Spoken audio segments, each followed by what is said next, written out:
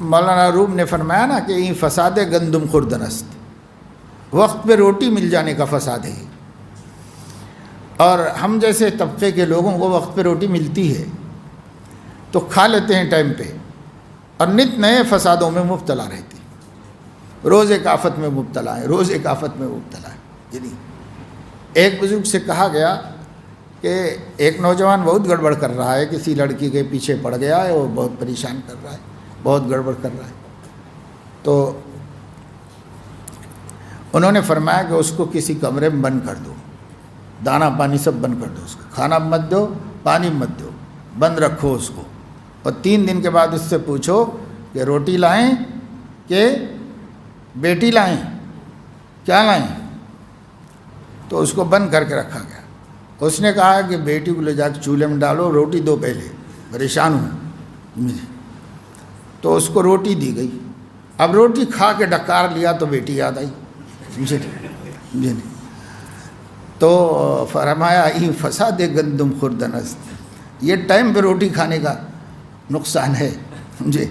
وقت پہ روٹی ملتی ہے ایک ایک گناہ یاد آ رہا ہے، ایک ایک گناہ کا شوق اٹھ رہا ہے، وقت پہ کھانا مل رہا ہے، حالانکہ اللہ کی روزی کھا کر اللہ کی بندگی کا شوق بڑھنا چاہیے، اللہ کی عبادت کا شوق بڑھنا چاہیے، تقوی اور پرہیزگاری کے کاموں کی ہمت پانا چاہیے روٹی کی قوت سے۔ ابر و باد و مہو خورشید و فلک ہما در کارن، تاتو نانے بکفاری و بغفلت نہ خوری۔ ساری کائنات آپ کی خدمت اس لیے کر رہی ہے کہ آپ روٹی کھاؤ اور اللہ کو بھول کے مت کھاؤ، اللہ کو یاد رکھ کے کھاؤ، کس نے دی، کس نے کھلائی، اور اس کا فرض ہمارے اوپر کیا ہے بندگی کا، اس فریضے کو ادا کرو۔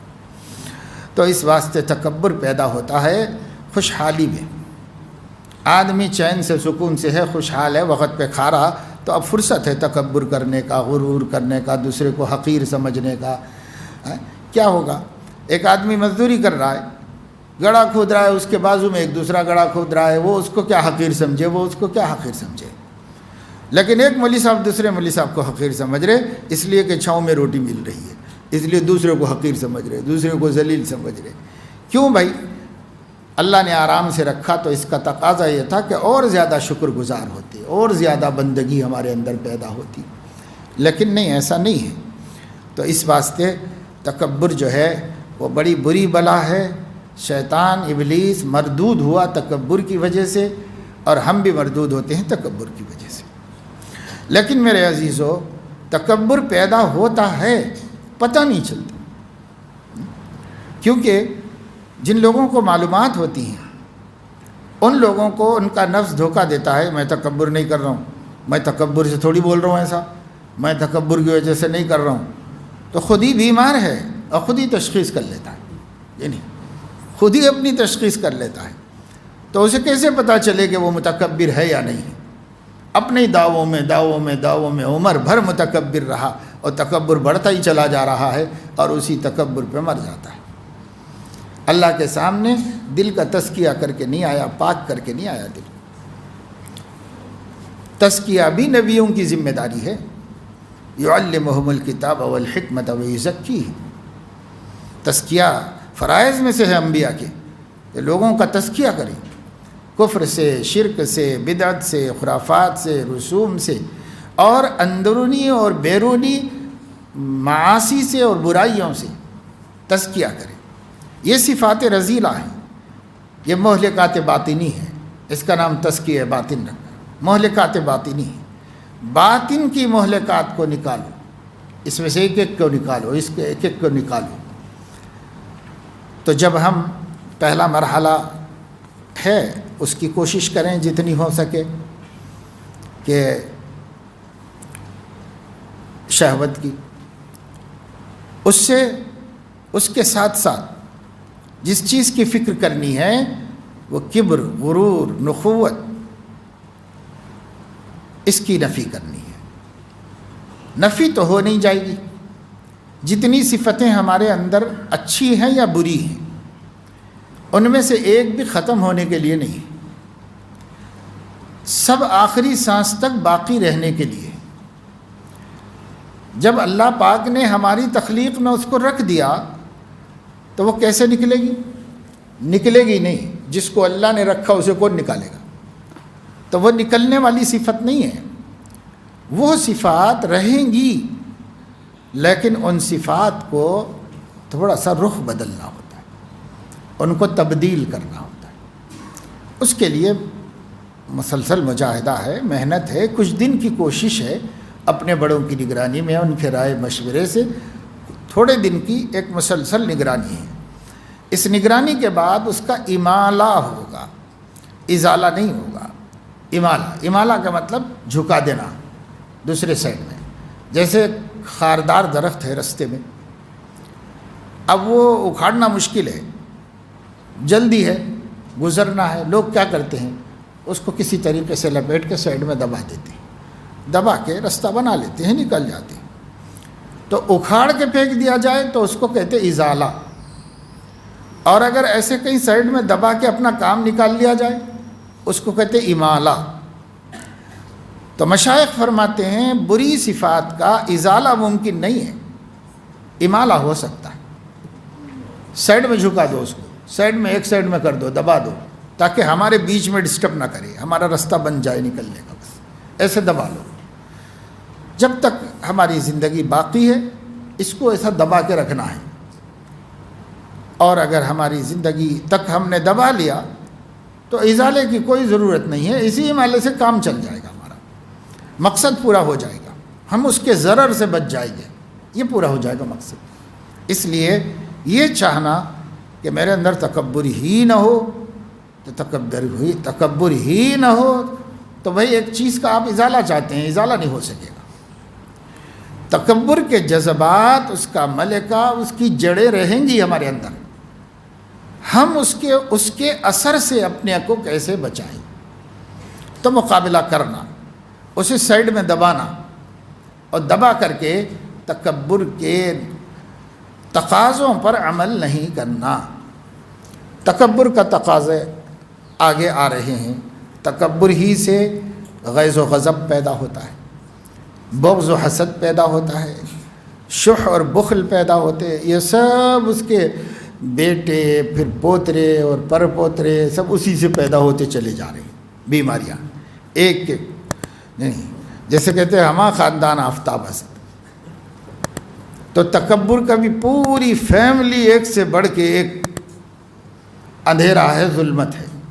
نہیں، پورا خاندان ایک ایک چیز جنم لے رہی ہے، ایک ایک چیز پیدا ہو رہی ہے، اور ہر چیز اللہ کی نظر میں ذلیل ہے، حقیر ہے. ہم میں کیوں رکھی گئی پھر ایسی ہے؟ تو اس لیے رکھی گئی کہ ہم اس سے اپنے آپ کو بچا سکیں. اور یہی مجاہدہ ہے. جب معلوم ہے کہ یہ دنیا امتحان کی جگہ ہے تو امتحان کی جگہ میں تو امتحان ہوگا. امتحان کے واسطے کراس کوسچن ہوتا ہے، تو یہ کراس کوسچن ہے. رکھا گیا اور کہا گیا کہ نہ، اس کے اثر سے بچو. اب ہم دیکھتے ہیں کون بچتا کون نہیں بچتا. یہ تو امتحان ہو رہا ہے ہمارا. اب آپ بولیں گے اللہ میاں رکھنا ہی نہیں تھا، یا آپ پورا اکھاڑ کے پھینک دینا اللہ تعالیٰ. کبھی میرے دل میں شہوت ہی نہیں پیدا ہونا، تو نہیں پیدا ہونا تو پھر کہے گا امتحان دو گے بھائی. کبھی میرے اندر تکبر ہی نہیں آنا تو پھر امتحان کاہے کا دو گے. تو اللہ نے متکبر بننے کی صلاحیت ہمارے اندر رکھی، لیکن متکبر بننے سے منع فرما دی. یعنی اب اس زمانے میں اردو بھی پوری نہیں آتی، فارسی کیا آئے گی لوگوں کو. لیکن بڑی کام کی باتیں بتائیں. مشائخ زیادہ تر فارسی جانتے تھے.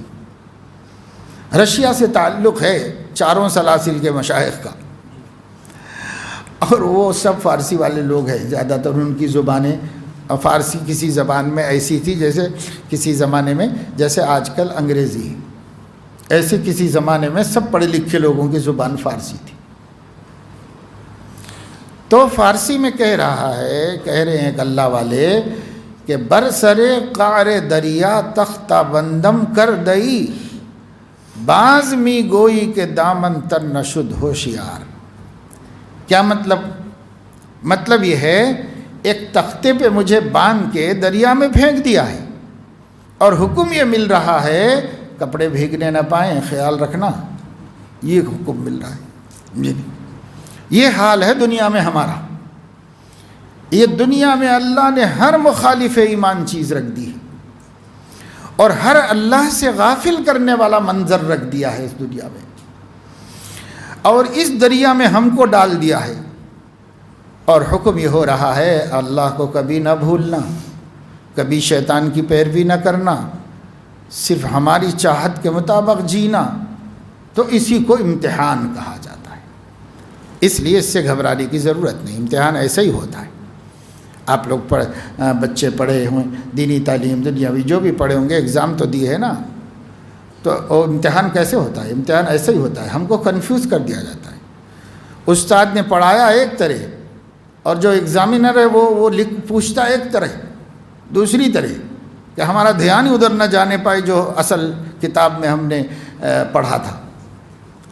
لیکن اگر اچھا پڑھا ہے, محنت سے پڑھا ہے, تو وہ فوراً کھٹک جاتا ہے اس کا ذہن. وہ یہ کہتا ہے کہ یہ گڑبڑ ممتحن صاحب کی ہے, اصل میں سوال یہ کرنا چاہ رہے, یہ جواب دینا چاہیے. تو وہ سوال خود ہی صحیح کر لیتا ہے اور خود ہی صحیح جواب وہاں لے آتا ہے. تو ممتحن صاحب کہتے ہیں کہ بڑا ہوشیار نکلا بھائی, پڑھا لکھا ہے, معلوم ہوتا ہے, بہت اچھا پڑھا اس نے, لہذا اس کو پاس کر دو. تو وہ پاس کر دیتا ہے. ایسے امتحان ہوتا ہے. زندگی کا امتحان بھی اسی طرح ہو رہا ہے. سب مخالف ماحول میں ہمیں جینے کو کہا جا رہا ہے, اور حکم ہو رہا ہے کہ صاحب آنکھیں خراب نہ ہوں, کان خراب نہ ہو, زبان خراب نہ ہو, ہاتھ پیر سے زیادتی نہیں ہونا, دل میں غلط خیال نہیں آنا, اور یہ نہیں کرنا اور یہ نہیں کرنا. بالکل پاک پاکیزہ بدن اور پاک پاکیزہ دل لے کر ہمارے سامنے حاضر ہونا پڑے گا. اب یہ ڈیمانڈ ہے اللہ تعالیٰ کا. دنیا میں دیکھو تو ادھر ادھر ادھر ادھر ہر طرف گناہ گناہ گناہ گناہ سے بھری ہوئی ہے دنیا. اس میں رہو. اب اللہ تعالیٰ 700 سال کی عمر دیتا تو کیا رہتے ہم اس کے اندر. اس کا کرم ہے کہ 50 60 70 کی دیتا ہے صرف, یہ نہیں. کوئی 80 90 برس جی لیا, بہت کم, زیادہ تر 60 70 میں آؤٹ ہو جاتی. تو تھوڑی دیا, کیونکہ تھوڑی ہمت ہے ان لوگوں کو, اس لیے تھوڑی دیا. پہلے کا ماحول اتنا خراب نہیں تھا, عمریں بھی بڑی بڑی دی گئی انہیں, آزمائیں کاستی. اس زمانے کا ماحول بہت خراب ہے, ماڈرن ٹیکنالوجی کی وجہ سے ماحول بہت خراب ہے دنیا کا. تو جب ماحول بہت خراب ہو گیا تو اللہ تعالیٰ نے امتحان کا پرچہ چھوٹا بنا دیا. وہ صرف 70 80 سال کا, اس میں سے بھی 15 معاف ہے, باقی کے لیے پاس کرنا ہے.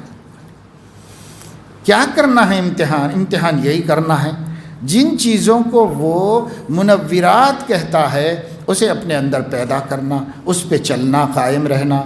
جن چیزوں کو مہلکات کہتا ہے اس سے اپنے کو بچانا. یہ ہے امتحان. تھوڑے دن, زیادہ کچھ لمبی عمر نہیں. دیکھتے دیکھتے کتنا وقت گزر گیا, یہ نہیں سمجھ میں نہیں آتا.